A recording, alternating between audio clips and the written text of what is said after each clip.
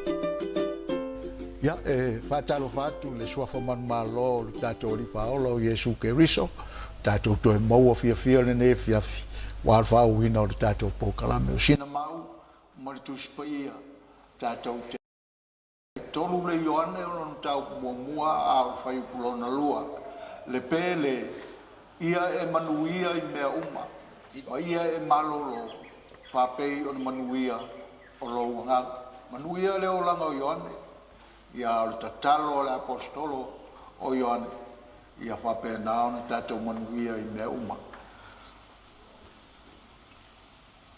Le fia finei o le tātou tana noa I le mtaupu o le stroke ia po o le poloka lea o le ala toto o le whai ai.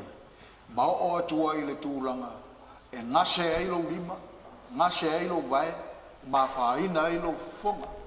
Ia ma ua le leifo I lau vai. Tūlanga umai e ta umai ai, ia o tātou ua stroke o na o le poloka o le ala toto, ia o tātou whai ai. What is stroke? Is a medical emergency where blood flow to a part of the brain is suddenly interrupted, ischemic, or a blood vessel breaks, hemorrhagic. Ia rai whamtala mai ai tu singale. A poloka lo ta venga le toto.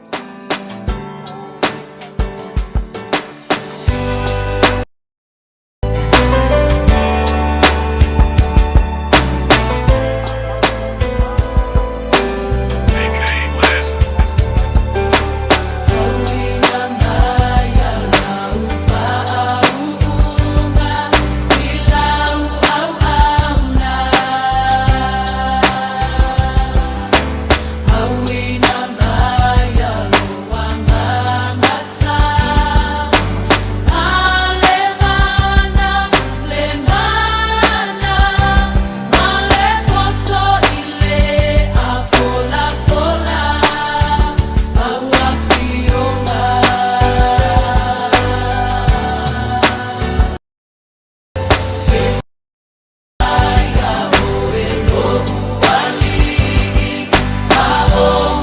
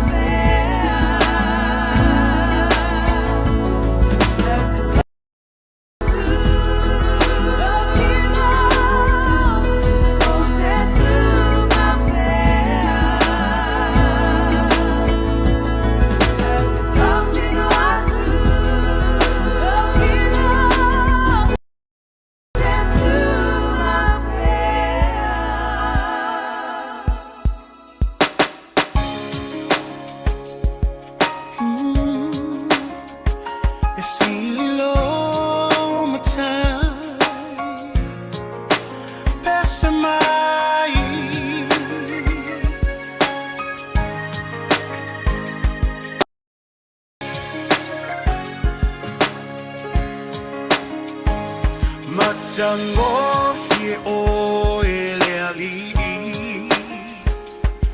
la ei o ile mam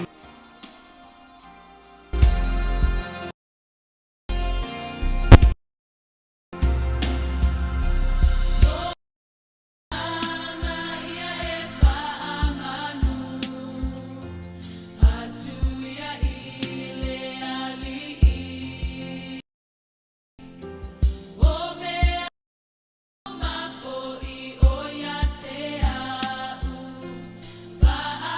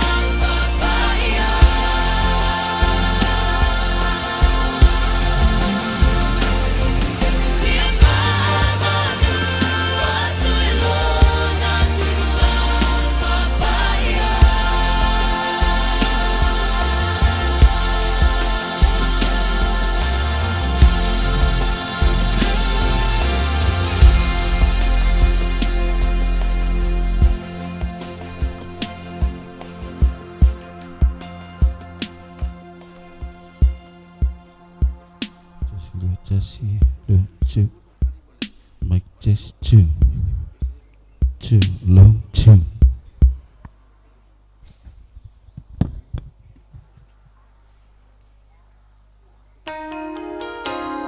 Test 2, 2.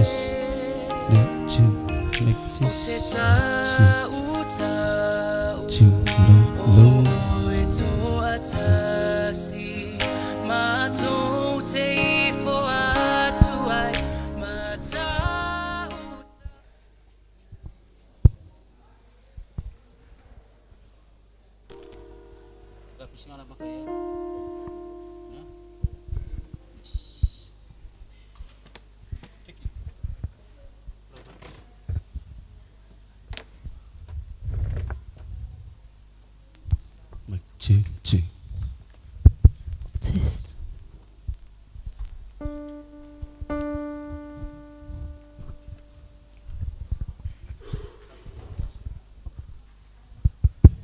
Ya fifia to falofa tatu mafutanga lele fiafi talofa lava talofa ya famalole fala munwia tute mfia mungalwengo lele yaso ya fifia lava to talia fifia tatu umba ya ile polo na luo tatu por kalame lele va yaso ya mandatu ya sa munwia ya fuafanga umba sa tofu tangata malana lele va yaso ya mandatu sa munwia te inga le tu lo tu so fumo tatu wola ya lewo tatu to fatasi lele fiafi ya talia fefia itato pesenga ya ningalo fona fata lofa mo folofa ya ilato ya ulungo tato upenga tafailangi o maua maltato por kalame ya lava le tafa le neila lolangi o maua maltato pesenga ya mandatu ya tato ya fatasi tato pesenga le ne fiafi ya se vaenga ya mtaina ile tato tapoinga famunia maile tu lo finangalo mo tato famwe moe au tato sauni tato te fa longo le fa le ne fiafi upor vinga la tatu pes fatasi mayai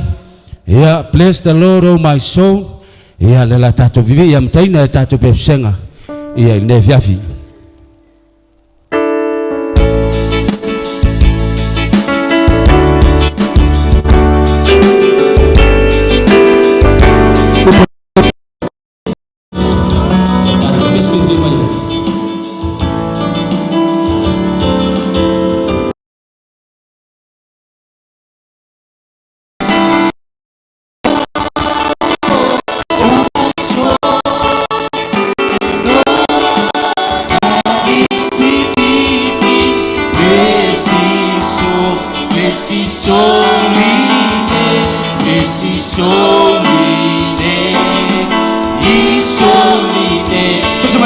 Bless the Lord.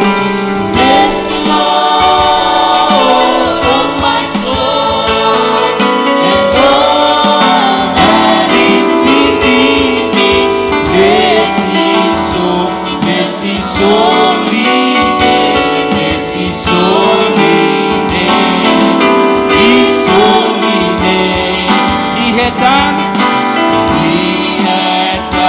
great things. Hallelujah. He has done great things. Hallelujah. He has done great things. Bless His holy name. Bless His holy name. His holy name. Bersama Samoa, ya Bia.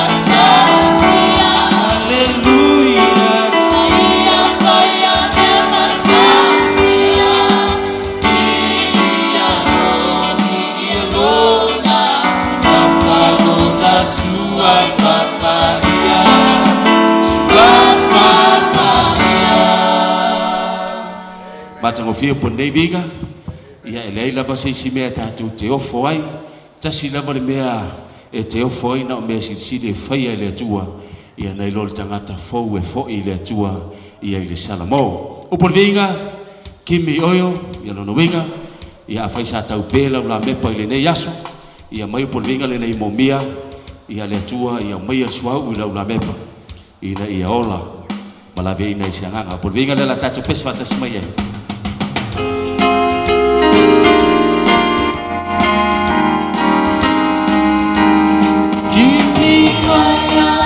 My land, keep me burning, burning, burning. Keep me oil in my land, I pray. Keep me oil in my land, keep me burning, burning, burning. Keep me oil to the prayer of Ese mensaje sin Hosanna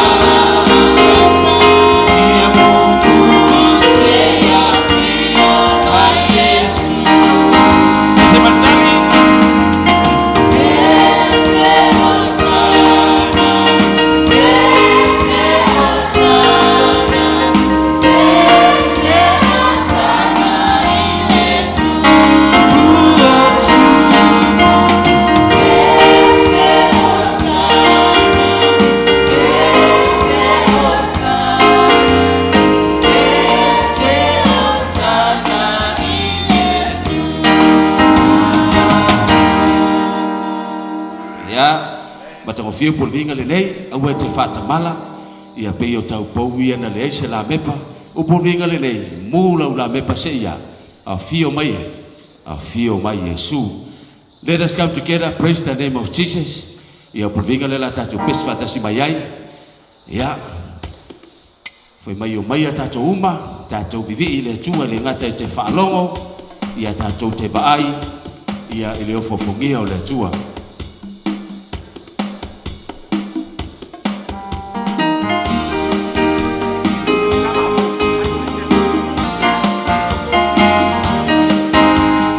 Just listen. Let us come together, praise the name of Jesus. All of it, come and free. Let us come together, praise the name of Jesus. All of it, come and lead. Just let the sunshine rain on the corner. Just like the morning ground. Let us come together, praise the name of Jesus. Hallelujah, hallelujah, hallelujah, hallelujah, hallelujah, hallelujah, hallelujah, hallelujah. Kasi Samoa mai tachumba O mai tatoma ielo na suapa tuli la lola o mai ema. O mai tatoma ielo na suapa tuli la lola o mai e whanoko. Via kote o te la susu mai ai tato. Via kote o te pale o mai tatoma ielo na suapa. Hallelujah, hallelujah, hallelujah, hallelujah. Sing hallelujah, hallelujah, hallelujah, hallelujah. bersama Samoa mai batasi mai tachumba o mai O mai tatoma ielo na suapa tuli la lola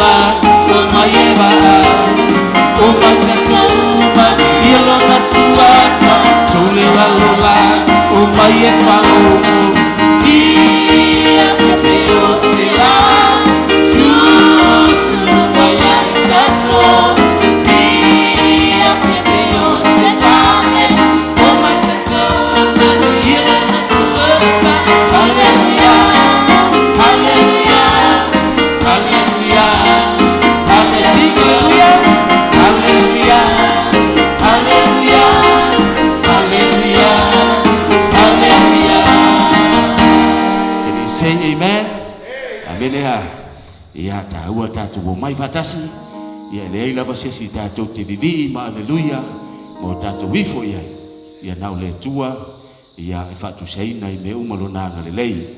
Whailo o langa ia pese pese, ia tā lai le whinangano le tua, bolvinga le la tātou pese whatasi mai ai.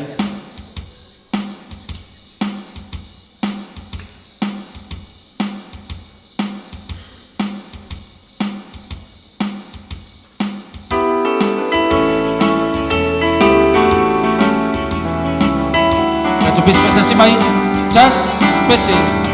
Failo volanga, beio se pesi, etala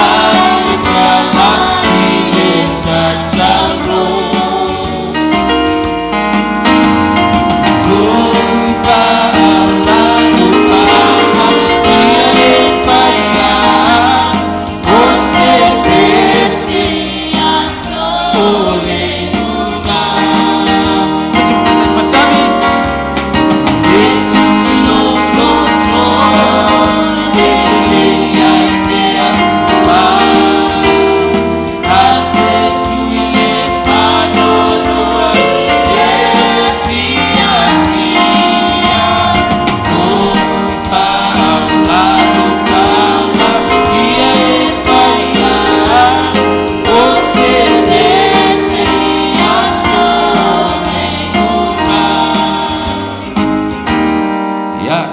Nevinga ia failu olanga pe spese tala il finangalo le tua ia o tato ia so le iunga ia waso fainga talo tato wolai ia o porvinga le la fa maina e tato pe senga le ne fiafi ia te tau tangata uma na iloa ia ile la lolangi a tole nei o na iloa le tua le tato te tau tua ma au na iai.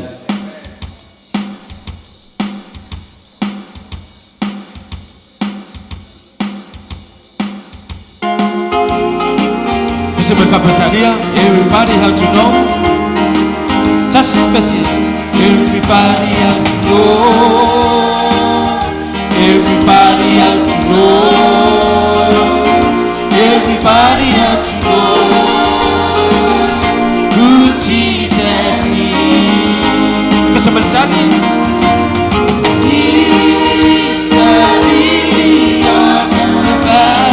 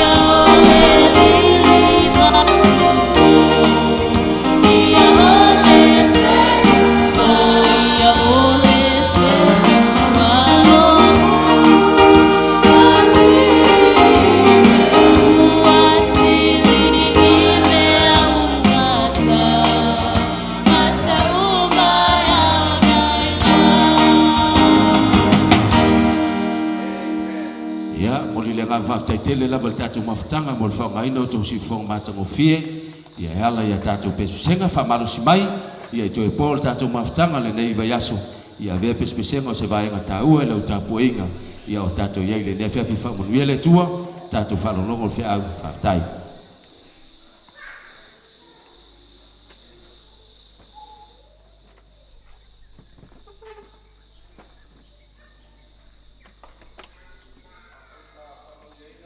Tātou pesenga i le nei tu la fiafi, whapea mai amene. Amene. Ia, whaftaia ia le tātou praise team, ia pol tātou au whai pese, o whea ngai ma tātou pesenga, i lea fiafi ma lea fiafi, ia i le amatanga o tātou polo kalame, i lea pō ma lea pō, i ia lea tua i le whaongaina, ia o i la tau e vivi ia tuai e ala lea i ona vi inga. Toi ofolofa atu ma whaatalofa atu i le paia ma le mamalu o le tātou maafutanga i le nei fo'i tu la fiafi. Pea whai mai tauina e pea ma le toi whāpo o le tātou maafutanga ia ona maea fo'i lea o polokalame whaataatia ia po o le polokalame whaapitoa sa whaatulangaina e le ekalesia sfito le toi fio mai ua whaingoina Samoa Mo Keriso. Aia te aulava ia e langona le fiafia ma le oli whaaftai ai le atua ona o la o tau tali whaaloalo ia ma le valaulia sa mawhai ai ona o atuai se whaatala ula le kalesia ina ia tātou mafuta i le nei whaamoemoe ia whailai toi whapol tātou mafutanga o le mea lea le au pele ia aua nei misia e oe po nei e whao lo tutoe ia ato ai ma le mafutanga i le sapati muli ia e faa mai ai ia le nei polokalame whaapitoa. A whai ua iei lau pepa tali fisili o le taimira nei o tātou tali ngā fisili mai le tātou mata upu i le pō ana pō. A whai ele i maua lau pepa ai te mana o mia se pepa tali fisili o lo iei tātou au whai ngā luenga ia e feso soani mai e ala lea i le tu inatu ia te oe o se pepa tali fisili tusi le leilo usuafa ia ma sauni lo le atalia tātou fisili. A fesili muamua, fa mai le fesili muamua, e whaatusa e le tuspaia le oti i le moe, sao PCC. Whaatusa le tuspaia le oti i le moe, sao PCC. Fesili lua, fa mai le fesili lua, finangalo le atua ina aua ne i o tātou whaano noa pei o isi ele ai so lātou whaamoemoe. Sao PCC. Finangalo le atua ina ia aua ne i o tātou whaano noa pei o isi ele ai so lātou whaamoemoe. Sao PCC. Fesili e tolu. A oti le tangata le lei o nā alu sao lea i le langi. Sao PCC. A oti le tangata le lei o nā alu sao lea i le langi. Sile wha, o aitu o a ngelu ia satani, sao PCC. O aitu o a ngelu ia satani, sao PCC. Matato fesili muli, e mawhai lava o na talanoa mai le tangata oti ia i tātou o lo o ola pea. E mawhai lava o na talanoa mai le tangata ua malo lo i tu ngomau, ia i tātou o lo o soifua ma ola pea. Sao PCC. Ia a whai ua umo na tusi lau tali, ia si ilunga lo a ao, a o a ngai atu tātou au whai ngā luenga, ia mole ao ina tātou o tātou pepa. Au ina tātou pepa, ia e toi whatalofa tu fo ina ia tātou wo mapaanga o lo o mafuta mai lunga o penga ta whailangi. Whaatai ia e le i misi lava utou, ia mai lava i le amatanga o le nei polokalame, se ia o mai lava i le nei tū la fiafi, ia mātou titalia ma le fiafia utou umai tutonu o si ufanga nei, ia i le whaupoponga o le tātou polokalame Samoa Mo Keriso. Lau pepa tali fisili tu ina atu le au whai ngā luenga, ia ai le i whea ngai tātou ma le tali ina o tātou fesili. Le lei, mai tau atu o lea o maea, le au ina o tātou pepa tali fisili, ia tātou fisili mua, ia o lavanol nei e tātou te tali whaatasi mai tātou fisili. Fisili mua, e whaatusa e le tuspaia le oti i le moe, sao PCC, sao PCC, ia o le tali o le fisili, sao, ia o le tala masani, Ioane sumaltasi lea sa tātou tilo ai poan po, ina ua oti la salo whai mai Yesu o laia. Mai Yesu o laia moe, ia o le a alue, whangu ia te ia ma le tele o isi vaenga o tuspa ia e whaatusa lava ia le oti i le moe. Ia, silona lua, whai mai, fina ngalo le atua ina awane i o tātou whaanoa noa pe o isi le aiso lātou whaamoe moe, sao PCC? Ia o le tali o le fisili sao. Pamtalanga tuspaia mafuanga na leo na au mai manindo el tuspaia le mata upu e whaatau i le oti. Ina ia awane o tātou whaano noa e fōlinga mai ai e ngata whai ngā mea le atua i tūng mau. Ai le ai, e iai ia le manuia i tua atu o le oti. Noinga o le finangalo le atua ina ia awane o tātou whaano noa pe yo isi e le ai so lātou whaamoemoe. Sile tolu, a oti le tangata le lei o nā alu sao lea i le langi. Sao pe se?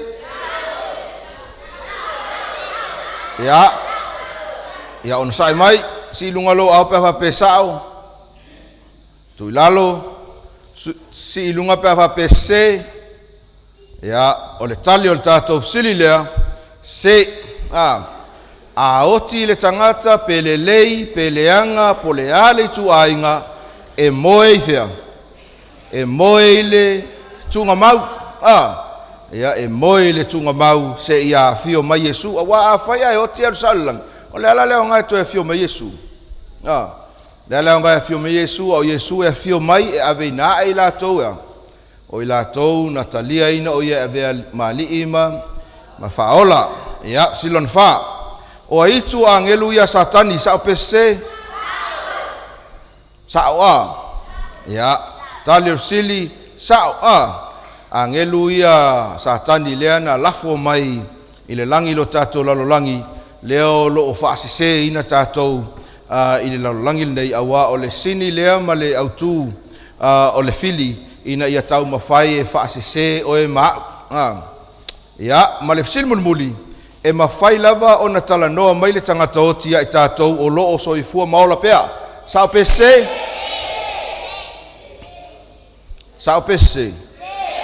ia o le tali o le sili se famtalanga tuspaia e o lava i se mafaufau ia po le vivi atu i le atua ua matua i le ai lava se mea o i lātou o e ola lātou te iloea e oti i lātou o e oti makua ti e nalchenu matua i le loa lava se mea tasi ia tatou sili na sila i lungolo o pea whapea e saa umalau pe patali sili saa uma tasi lua tolu fa lima ono o isole mana ya mole atule ngang fa maloma fa tai mole talino tato sili au anga imal tato fa pese mole viinga ya e tala inai tomua inai ya tato sauninga pol tato mta upu nei po ya mai taule le tato mta awan mta upu nei e tali ya tato fisili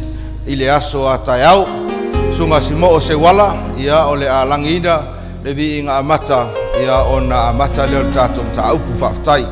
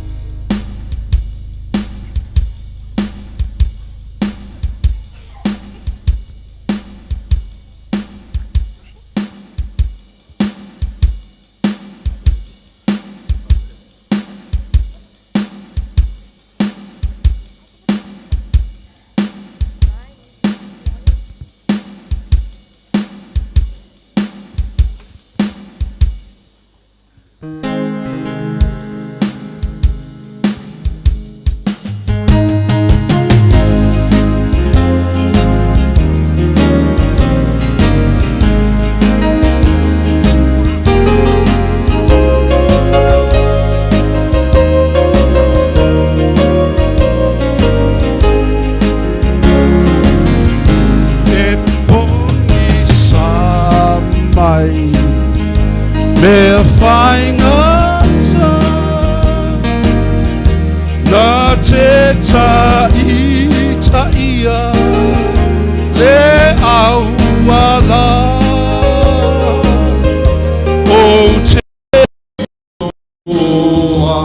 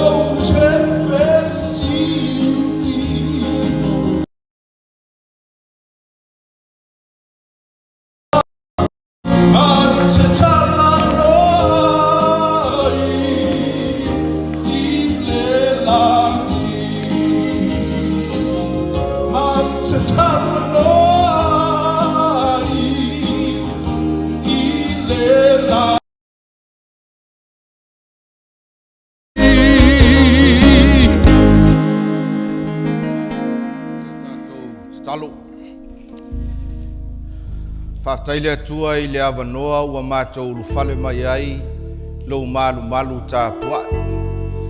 Pei ona mātou foi ai lea fiafi ma lea fiafi. Mātou te fia whaalongo lava ai whetalai mai se awala whapitoa. Eia mātou fesili ai pei o upo le pese sa langi ina.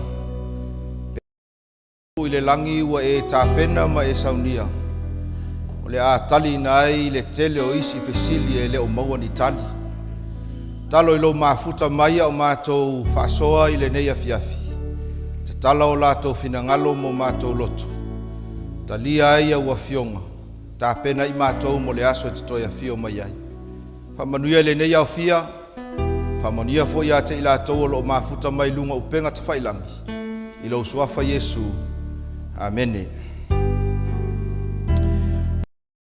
Tau mata upu I le afiafinei o le mea lilo I le mileniuma o le mea lilo I le mileniuma o le upu lea mileniuma te le mauaina I totonu o le tuspaia ai ia le winga lo loto o le mileniuma tātou te malama uma iai awa a ofesili atu nei a te oe po le a le winga o le upu lea fasi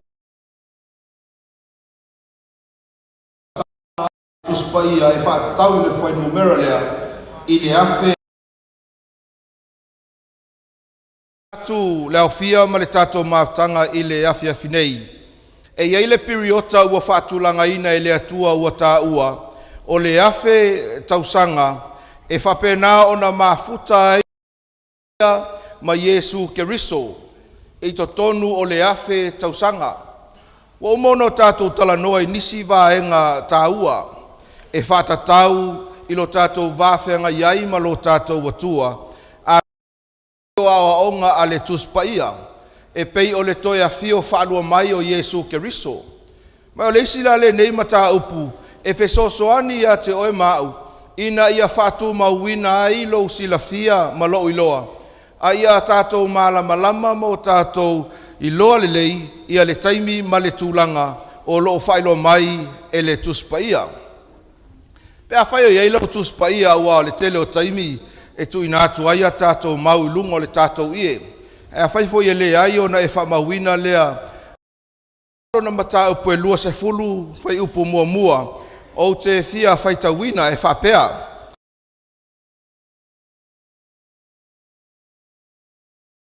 I o le tō le ngata, ua ilona 5 fo'i le maia ua mea tele.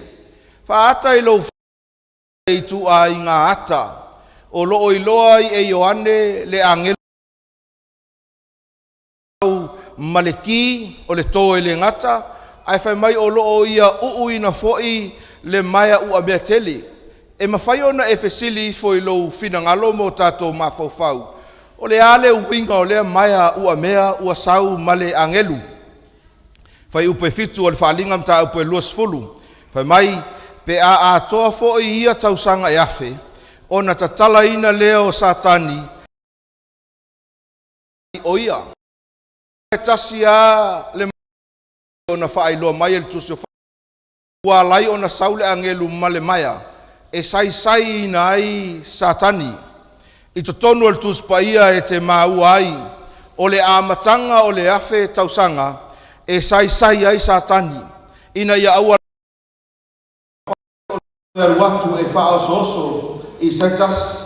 O ina fo i amata mai ai ia le afe tausanga e le ngā. O le afe tausanga ia ona toe tatala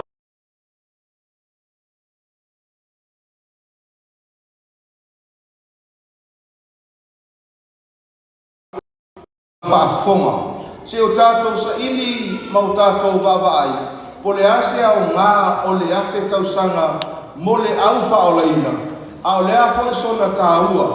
Mo i lātou e le mawhai o na sau i le langi ma le ola e whaavavau ua saunia e le atua.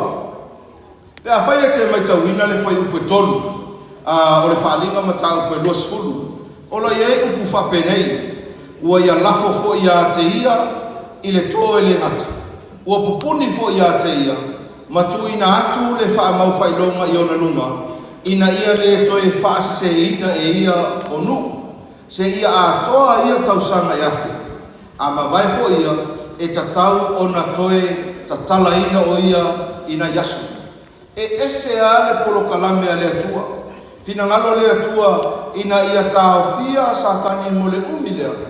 Ina ia aua ina ia toe whaase se atu i se tasi. Au le fai whamatala i whai upu le tonu. O le tusi o whaalinga atu i se taimi ua sola. E mawhai ona toe tatala ina o ia pe a toa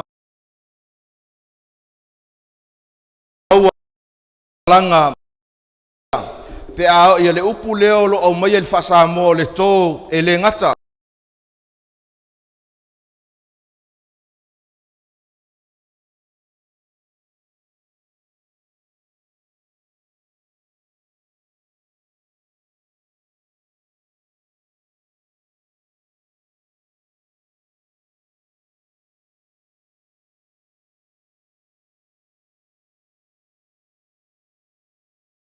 Langi ngao i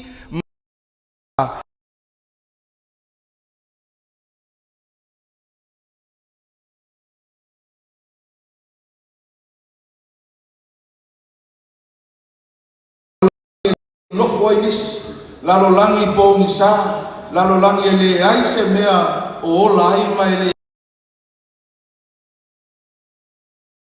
malama le ai lava mai fa mai la talanga tuspaia o ina lea o le ai satani i le afe o tausanga sila le fai upe fa mai fa talanga fai upe fa na au lo foi no fo ali ma ua la donga ia te ilato na au lo foi nganga o e ua mavai e seina o la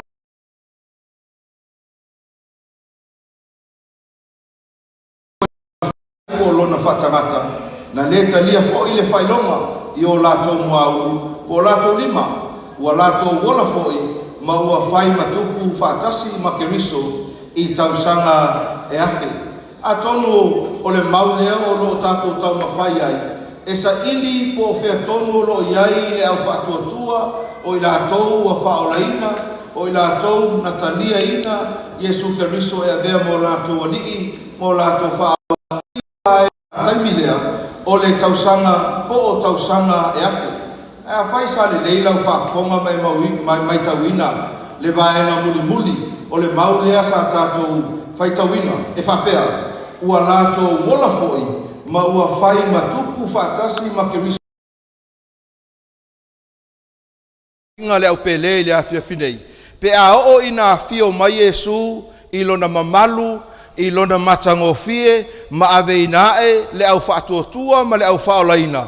Fai mai whaptalanga le tusi o whaalinga, o le taimi lea o le aola, ma soifua whaatasi e maia, no fotupu maia, i tausanga e afe.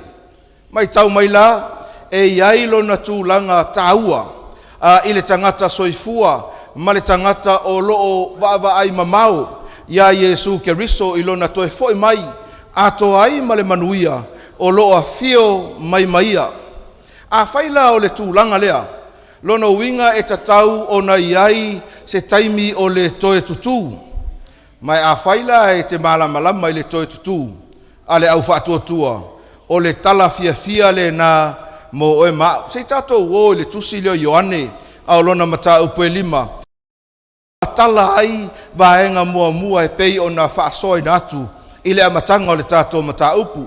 Ioane lima lona whai upu e luas fulmane walu. Se o tatou whai tau whaatasi o lo ilunga le tatou i e whai tau. Aua tau te ofo i le nei mea, aua e o mai le aso, e whaalongo ai i lona leo o i latou uma ua i tunga mau, ma latou o mai ai, mai tau mai la ua oe le afia finei, o leo lo tala noa Ioane, i le taimi o le toe tutu. Fio mai Yesu, ma le leo le angelusili, ma le pua le atua e peo no tatou sue ai. Ai tunga mau, langa ina i tunga mau, mai fai mai whamtalanga Ioane, ia o na latou o mai ai lea. A tatou mawhau nei le tala ia la salo. Ana le wala awina e Yesu le ingoa o la salo. La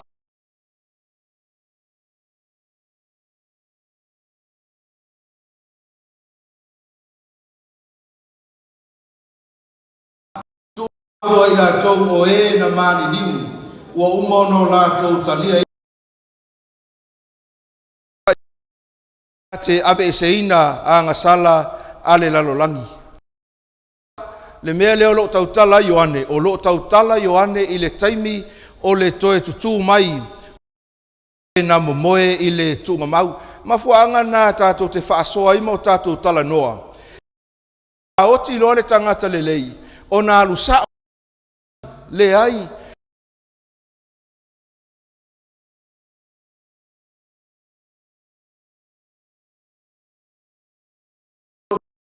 A leo ua nofo iau tafo le atua, o leo o le langi, mana tua lava le maliu sa fai le matou e kalesia i Wellington. Fio mai, ia sa whaatimu timu ala le tae ao, o toe sauninga, ia ma le fale lauasinga o le sitinalea, tina matua. Ia ona alu lea ua matou fo, ua umar sauninga, ua fai ia le tau maftanga, ia ai tulo ilunga tula fale. Tulo ilunga tula fale, failan tala whapea. Whaafetai tina. Ana le aluatu ilunga, na te le tau fia le timu. Wa ola le nei wa unofo mafofau. Sole, a fai nei ai tuu ia le manatu, ma le aoaonga lea ua momoli mai, e oa mamatou. Lona winga ua wha le tonu le mea tatou. Ina ua uma ia vaenga uma, o na utulo le ilunga mawhaili tala mulmuli, o whailo atu le pai o ainga, sa o uma meo le aso, vi ia le atua. Ua se, e le itau nuu le tina ilunga. A le asa tatou o, whaia na sauninga, o lo ta oto i le tunga mau. Ai o le tatalo le au whainga luenga leo lo alala atu, ma le tatu tatalo ina ia maua se lau fie ma se langi le lei. E whatau nuu ai fuafuanga, ia matulanga uma o toe sauninga. A lea watali whaali ali, le atua. Lau oe, awane i whaseina oe, i le mata upo le oti, a oti le tangata, o na alusa o le langi, a oti o na alusa o le se oli, pe a whai e le o se tangata, e le leila na mio le ai, e oti tato uma mo tātou momoe i le tuunga mau, e whaatalitali ai le tai ao, leo lo tautala ai Ioane, e la ngona ai e tangata uma o loo i le tuunga mau. Le leo a Yesu Keriso, le leo le angelusili ma le pua le tua, o na lato wo mai le ai fafo. Le whaawaul whamtalanga Ioane le whaipoe lua sumaleiva, se tātou whaitau whatasi whaitau, o e na mio le lei, e toe tutu i le ola, a o e na mio leanga, e toe tutu i le whasala. Manino, e le aise fesili ngia ai, whamatalanga al tuspaia, o lo whailo mai ai a te i tātou, e fo linga mai, e tu, e iai le toe tutu, o i la tou i le ola, ma le manuia, ai ai fo i le toe tutu, ale awa mio leanga, i le whasala. Mai tā ua ia le vaenga le tioa a whai mail whaalinga i luas fulon whai upoe ono. Amu ia mona ua pa ia, le ua iai se tofi i le uluai toe tu, aise a, le anga o le toe tu lea o le ola. E te tau ona e ma natu ma e ma fau, po o whea toe tu e te tau ona o toe tu ma iai, i le taimi maaso e a fio ma iai lo tātou wali i whaola o Yesu Keriso. A tātou tilo lama o tātou vaavai, i le afe tau sanga lea o loo whaautu ai le tātou mata upu, i le afe afinei e whapea, o le mea lilo i le mileniuma, po o le mea lilo i le afe tau sanga, o le isi lea vaai e tātou te vaai ai.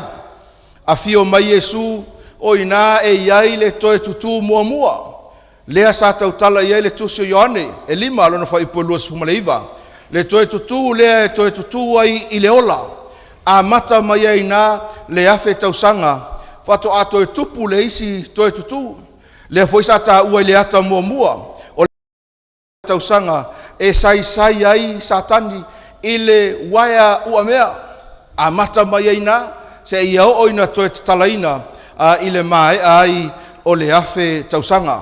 Whai mai le whaalinga i luas fulon whai upe lima, a oe e le i toe ola i lātou, se ia a toa ia tausanga i afe, o le toe tu le nā. Nono winga. O le au a mio leanga ma i lātou, ia e momoe pēr ia lātou tuunga mau, se ia o i le taimi e toe whaatu ina mai ai, e le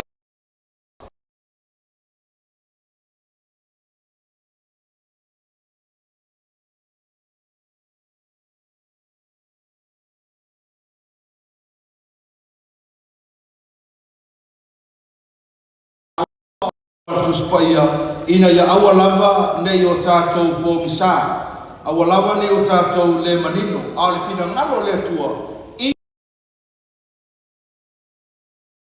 ia tā maua le ola, whai mai le tala le stoi ina, a whai e koe ku mai i le taimi lea, ai te vai ato laiava noa le isi tunga mau, waku wai lalo koe ku, o le koe kulonga lua leo wa e toe tu mai ai, ua uma leo luai toe tutu, e whape nao na toe tutu mai ai le au Kerisiano. O le fesili la, o whea la lea la atato iai, i le afe tausanga, o whea la lea la iai le au whaolaina, i le afe tausanga. O le whamtalanga e maasanio no tātou whaongaina, i le tusi o le Ioane mata upe sfuma le wha, whai upu mua ma le whai upu e o le whai upu e tolu. O loo au mai ai Yesu le forfolanga i lona toe foi mai. Whai mai a ia a whai o te alu e sauni, se mea eno nofo ai outou, o te toe sau, o te talia foi outou, ia whaatasi mau, ina ia iai outou i le mea o te iai au.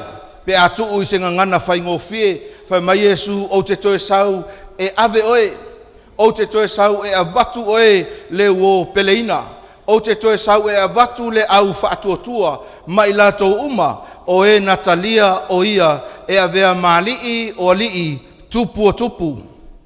Mai e le fesilingia la, po o fea lea o le aiai le au whaatuatua, ma le au whaolaina, i le taimi lea o le afe tausanga, o lea o le aiai, i le langi ua tāpena masaunia e Yesu mo i tātou uma. Pea whaila e te nofo mai mawhauwhau lelei. Lono winga, afe tausanga, toe tutu mua, whaasalaina masaisaitia satani lona amtanga, o le au kerisiano ma le au whaalaina, o le aiai lea e nofo tupu whaatasi ma Keriso i tausanga e afe. Ai whape whea la le au le whaalaina. O whea lea o le aiai le au le whaalaina. Mana tua le tala Yesu le asa tātou suesueina, i se tasi o pō e whapea e pei o na pō o noa. Ia, fesili e whape i o na pō noa, tātou te malama le lei le tala le tuspaia, na o le toa valu lava tangata na sao mai i le lolo. A o whea o iai le toa tele, o whea o iai la tau sa tutu mai, ma whape nei mai o la tau lima whai mai, e le anga le ulu o noa. O whea iai la tau sa whai, ma o la tau alalanga, pe ua whaale tonu e le mawhauwhau o le toia ina. Valu tangata na whaasauina, i to tonu o le waa, ma le toa tele na whano lo la tau soifua. I taimi o le iunga, e lua lava vaenga e tātou te maua, o le vaenga o le a whaolaina, ma i la tau o le a le whaasauina, e peo na tupu le taimi o noa, e peo na tupu le taimi o Sotoma, Makomoro, la tau sa whaasauina, ma i la tau e le i whaasauina, e iele manatu, e tupu fo i le taimi, e a fio mai ai lo tātou alii o Yesu Keriso. Whaasauina le au whaatuatua ma le au whaolaina, ai whapena o na whaumatia i la tau e le whaolaina, e pei o na tupu i le lolo, sa tafi ai ma whaamamaina ai lo tātou lalolangi. A whaila ua whapea mai Yesu ia te oe maa ula whiawhinei, o te toe sau, ina ia auina atu i tātou, o le ala le mea e ao ona o tātou whaia. La ua oe e ao ona e tāpena, e ao ona o sauni. Aua e le whapea a whaila unga tangata, ma wholawholaina fionga pa ia lea tua ona sawa i lea ai. E ta tau fo i ona o talia ina e au ia, Yesu Keriso, e a vea ma o u whaola, e a vea o se tasi o te whaalango iai, i taimi whaingata o le soifuanga ma le olanga. Aisea, o le mana onga le na o le atua. Ina i o tātou talia le whaolatanga, ua ui mai i lona alo pele to tasi, le na maliu mo oe mau. Pamtalanga le tusi o lua Tesalonia, ma tā upu mua whai upe fitu, se ia o le whai upe iwa, se tātou whai tau whatasi, wha mole, whai tau. Pe a whaalia le ali o Yesu mai le langi, whaatasi ma angelu o lona malos. I le afi mumu, na te taui masui ai i e ua le iloa le atua, ma ua le ana i le tala le lei a lo tātou ali o Yesu Keriso. E whaasalaina i la tau lava i le whanonga e whaavavau lava. Ia tea ma le alii, ma le mamalu o lona malosi. Vai o tau i le tu whainga tā, o loo whailo mai e le tuspaia, le mea e o iai le tangata e le mautula na filfilinga. Tangata o loo whaata e tae alunga lona manatu, ia fionga pa ia le atua. Tangata o loo whaale ano iai whai mai o mea maasania, o le tuspaia e tasi. Ai whai mai whamtalanga le apostolo Paulo il tusi o Tesalonia, pe a o i le taimi lea e whaahali mai ai Yesu Keriso. Ua le ai se avanoa e toe whai ai se filfilinga. Ua le mawhai ona e toe salamo, awa o lea ua matala le langi, ua fio mai o ia. Taunu unga la lea o lo au mai il tusi o Tesalonia.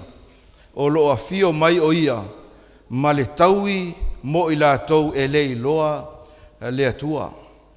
Lea lea o ngao nei polo kalame, sa tātou fe foi iai lea fiafi ma lea fiafi. Ai ane e le ima whai lava e le loto o le tangata, ona ia talia ina Yesu e avea maalii ma whaola, ina ia whaasau ina ai o e malou ainga, i le aso e a fio mai ai o ia.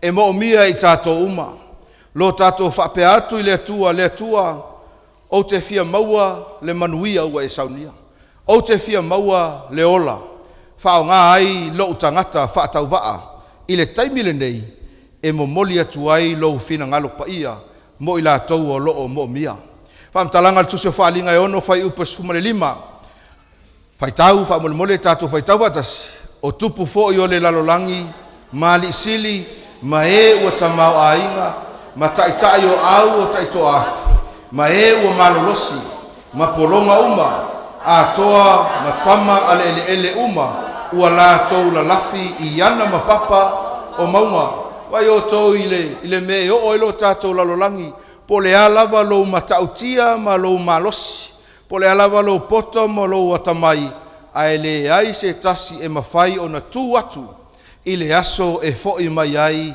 lo tatou ali'i o Iesu Keriso fai upu 16 ma le fai upu 15 ua latou fai atu fo'i mauga ma papa ma fuli maia ia te i matou ma tanu ma'i ai i matou ai le silafaga a le ti'eti'e le nofo ali'i ma le to'asā o le tama'i mamoe auā ua o'o mai le aso tele o lona to'asā o ai fo'i se nate mafaia ona tu atu sa au tā'ua i le taimi ua sola na o le lua lava vaenga o tangata i le taimi lea o i latou ua latou filifili e mulimuli a Iesu Keriso matalia ina o ia ato aila ma le vaenga lea ua latou alanga atu i papa mamaa ina ia mafuli mai e tanu mai ai i latou pe a fio mai Iesu le au pele e to'atele i latou o le afano e to'atele i latou o le afano latou o le a fa'aolaina o le a sauga lemu mo latou vivi'i ma oli fa'atasi maia o le fesili o fea le itu lea o le a e iai o fea le itu lea o le a e iai o le a e tu ea ma e whapea atu o lo'u ali'i lea sa o whaatalitali ai o le a e tu ea ma e va'ava'ai atu i le matagofie ma le mamalu o lona fio mai o le a e tu ea ma e whapea atu praise the Lord vi ia le atua o lea ua taunu'u mai le manuia i lo tatou lalolagi pe whaamata o le a e sola ma e whapea atu maungae ma papa ma fuli maia me nei o lo tatou i loa e whaatatau i vaenga nei e lua o lo tautalangia e le tuspaia pe a fio mai Iesu o le au whaolaina ma le au a miotonu tau a miotonuina o le a o atu mai Iesu i le langi pe a fio mai o ia o le au le whaolaina o le au le leiloloa i lo tatou lalolangi o le a whaasalaina i la tou pe a fio mai Iesu lona winga le au pele e tatau ono tatou mautinoa i le nei lua vai aso sa tatou whaasoa ai ma o tatou whaalongolongo ai i a fionga pa ia le atua aua nei whaasise ina oe aua nei e whaatamala aua a o mai le na aso fai mai whaamtalanga le tuspa ia o ai ea se e mawhai ona tu atu lalolangi o le atuu pongi sa e pei ona whailo mai le tusi Yeremia whalon whai upolua sumaltolu whai mai Yeremia na ova ai atu i le nuu whauta ua tuufua ma le ngau na ova ai atu i le langi ua lea i foi se malama o iai o le itu a inga no fuangana o le a o iai lo tatou lalolangi pe a o ina fio mai Iesu o lo tatou ali'i ma lo tatou whaola whawaul whaamtalanga Yeremia i le mata upo e luas fulmare fitu o le tusi lava lea whai mai a wā ua whaapea na whetalai mai o Iova e whaatafuna ina le nu uma ai o te le matua whaa umatia vai o tou le au pele e fina ngalo le atua o mea uma ia le muli mai e le mo le tangata e le mo oe e le mo au ai mo satani maana au satani maana fili ai a fai tātou te tutu whatasi ma le atua e malu masaunga le mu o e mau i a au o le ali ai a fai e le ai lona winga ua tātou filifili whatasi ma le ali o le nei lalolangi Yeremia e luas fumale lima lona whai poe tolu sumal tolu se tātou whai tau whatasi whaamole whai tau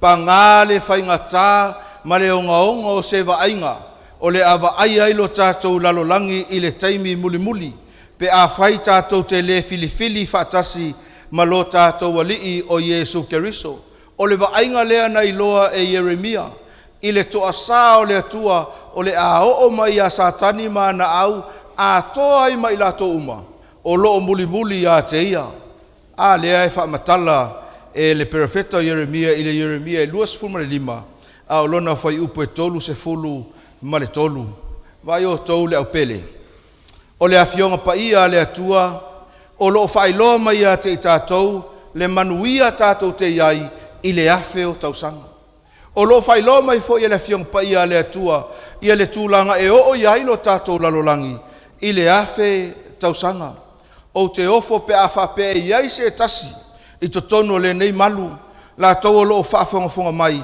o le a le filifili whaatasi ma le atua e saonga le mu ai ma malu pui pui ai o ia pe a o i le aso e a fio mai ai lo tātou walii ma lo tātou whaola a tātou wawa ai le whaamtalanga le tuspa ia o lona winga e te le se fe au o lo tau mai a te oe maa o le afia finei e ao ona tanga wai e ao ona tātuli matai i le taimi lava tasi e ao ona tu ina atu lo finangalo mo tātou loto i le atua e ona le malosi umalava whaalinga i luas fulo no whai upe wha me mai whamtalanga tuspa ia na au lo foi no foalii ma ua la tau tie ai ua tu ina atu foi le whaamasinonga ia te i la tau mai tau mai le au pele o le isi lea ngā luenga ua whaamanuia ina i le au whaatuatua pe a ho i le taimi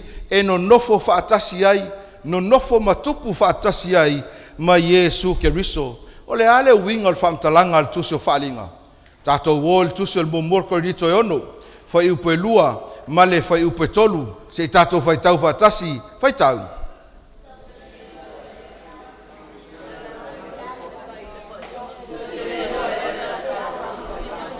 tau te leiloa ea e whaamasinoina le lalolangi e le aupaia. Tau te leiloa ea tātou te whaamasino i angelu. Whaamautu ma whaamausali e le apostolo Paulo i lana tusi le kalesia i Korinito. Le whaamatalanga lea o loo tusia i le tusio o whalinga. Pe a o ino tātou maua le avanoa whaolaina i tātou ma aveina i le langi ma le ola e whaavavau. O le isi lea ngā luenga o le a tātou whaia. E tu fesili. Ai se aua le sau aisi toi ina lea. Ai se aua le sau aisi tina lea.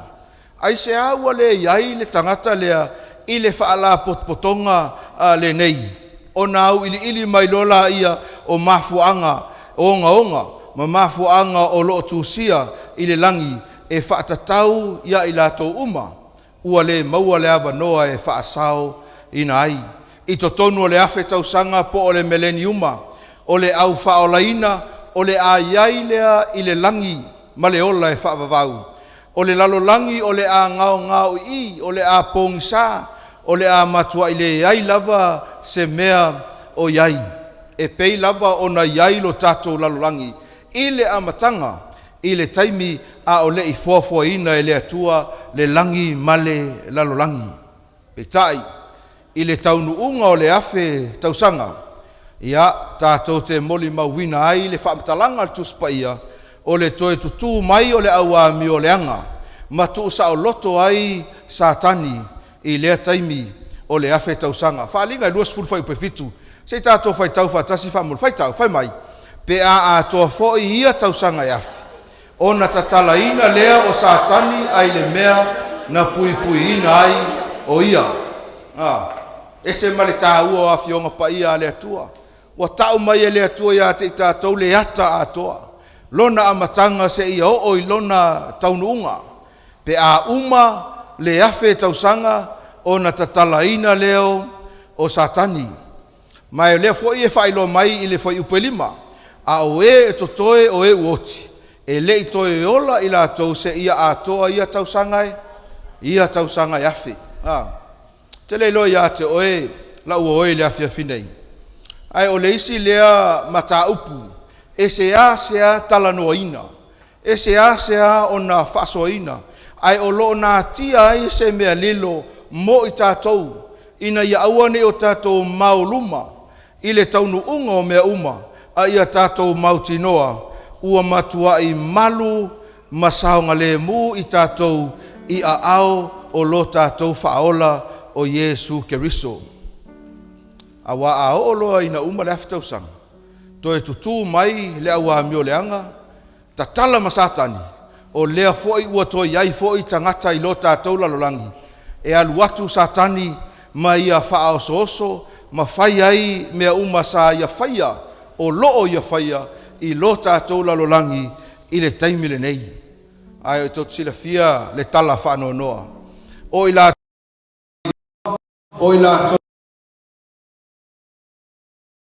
lo le tua sa lato wo ifo I le tuunga mau ua le ai se wha moe moe lato te toe tutu mai I le toe tutu lo na lua leo lo tala noa I tuspa ia e lea I lava se wha moe moe o na luatu lo leo sa tani ma wha wau ai lana ngā luenga ta ua le tuspa ia le toe tutu lea o le toe tutu I le whasala o le ale ingoa le toe tutu mua mua le sa tatu tala noa ai o le toe tutu I le ola.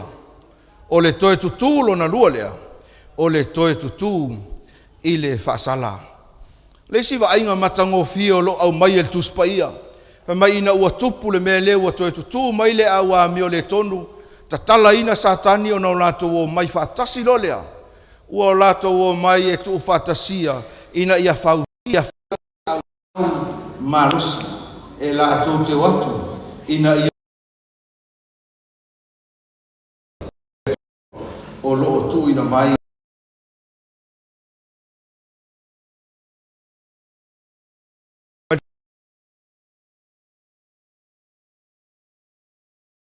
fou ma le lalolangi fou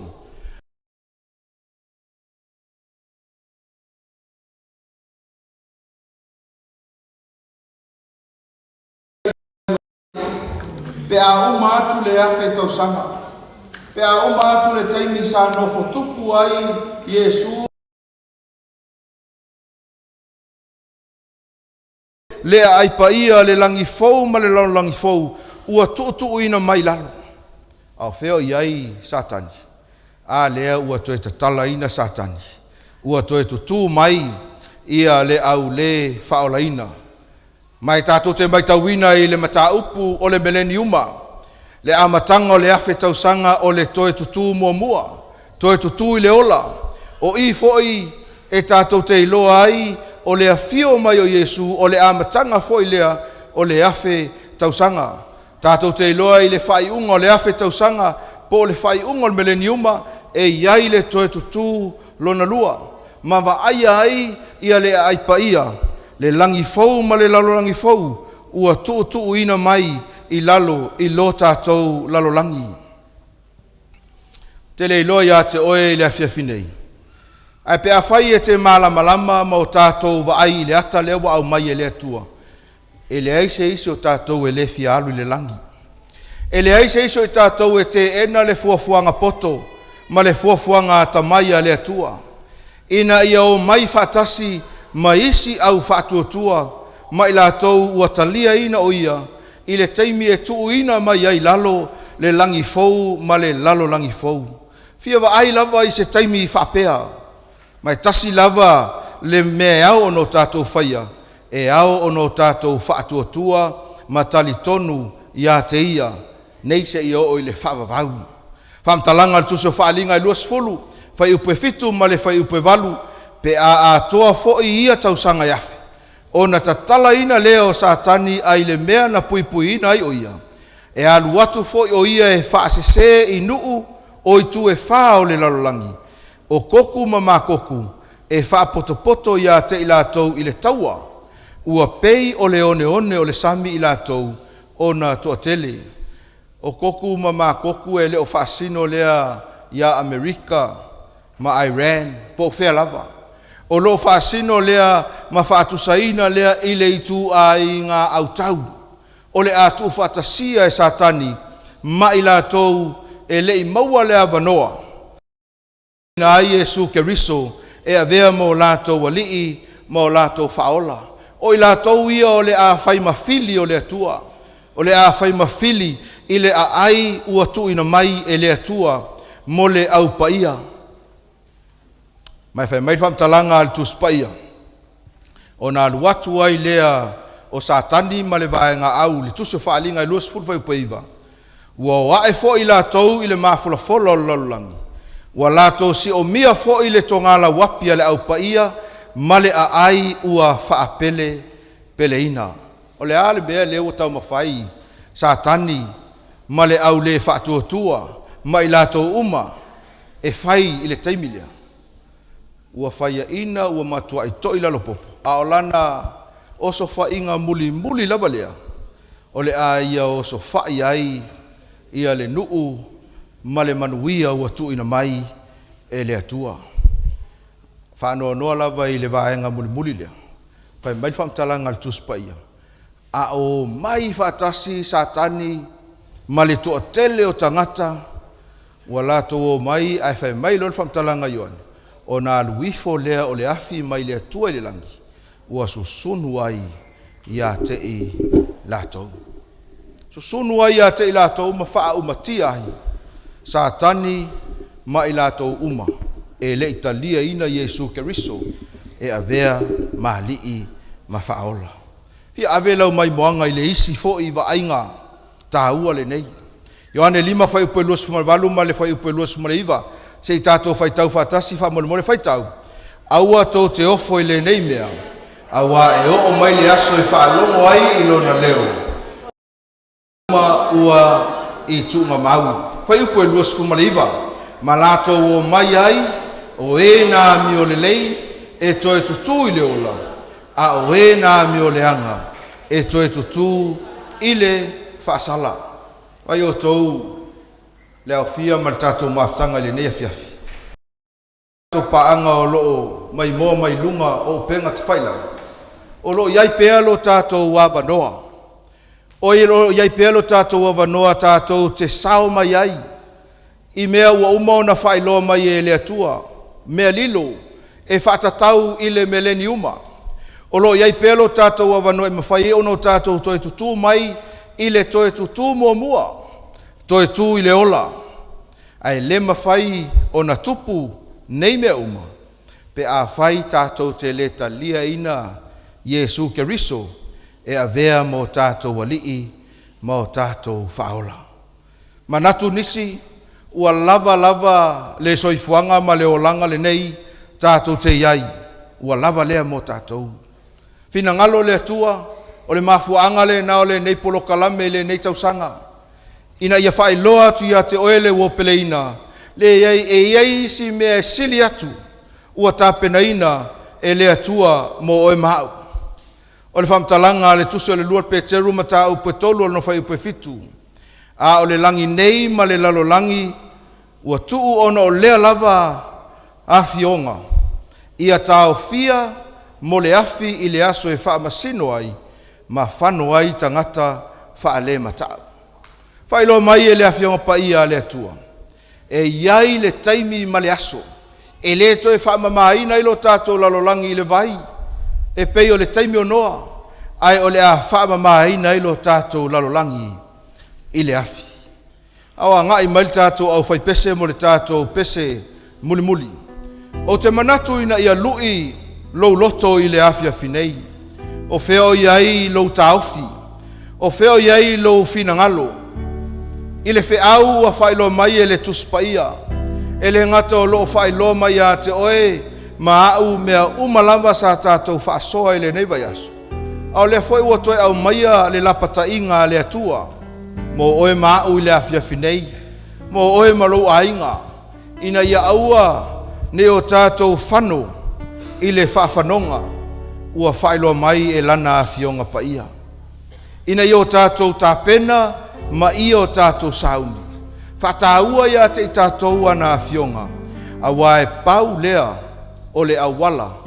Tātou te tāpena i mo le langi ma le ola e whaavau. Tusion mo Ioane 5 lona whai upa suma lua whai mai. O le o ia te ia le alo, o ia te ia le ola. O le e le o ia te ia le alo le atua, e le o ia te ia le ola. Fina ngalo le atua e te ola.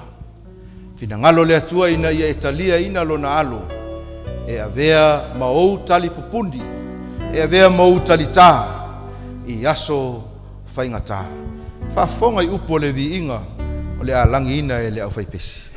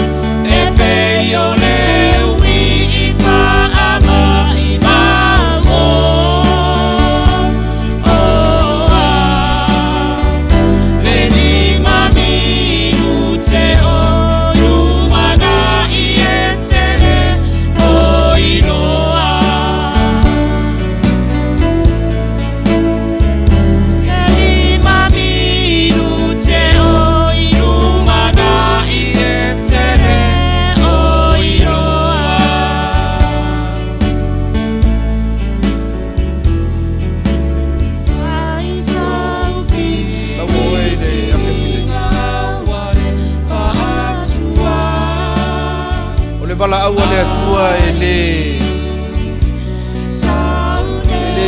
kami solo le vala aua le atua ia o le vala aua le atua e alu atu sao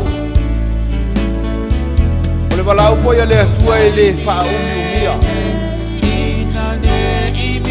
pe ona fai mai le momori o ane lima fai ko sumre lua o leo ia te ia le alo ia te ia le ola to tele o le afano wala to te le talia ina le alo o le atua. Mo e mauolo mauolo tāwanoa, e pei o upo le pesi. Tātou te le iloa lumatu. Tātou te le iloa le me tupu a tai au. Pau le avanoa leo lo tātou maua le avanoa le. Mai whamtalanga tusio nā uma mua whaukweiva. Se a ea se mea o tō mawhauwhaua ia yoga. Se a se mea o lo e manatu natu ai. A wai le tuku whaalua le nei avanoa. A whai o lo e la ngona ina le avanoa. Tutono le malu. A wai te tilo whiua i le isi i o uso a tangata.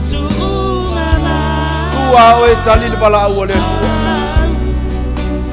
Tua mai whapea atu le atua.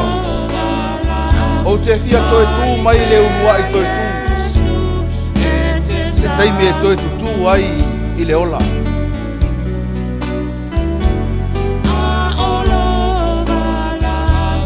Whaftai.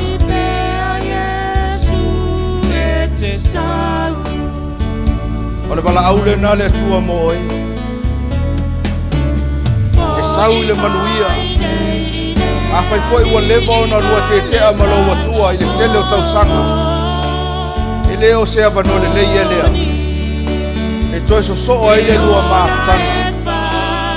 Ma e fa pe ifo i lo watua. Ua lava lea. Ua lava lea o langa sa o wola ai. Ai o te fia sau. Fa o ngā haku.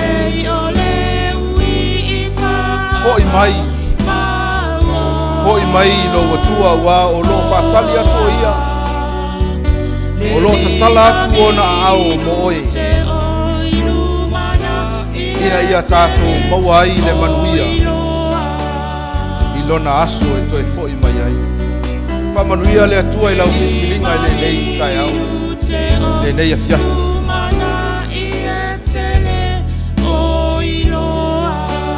Lau whaia le tātou te talo.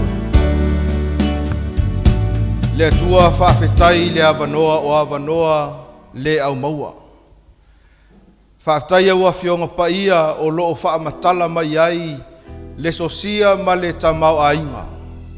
Ai maise lava mea lilo mātou te lei loa mua mua. Lea ua e whaalia. O le whanaunaunga o lato finangalo mo mātou loto.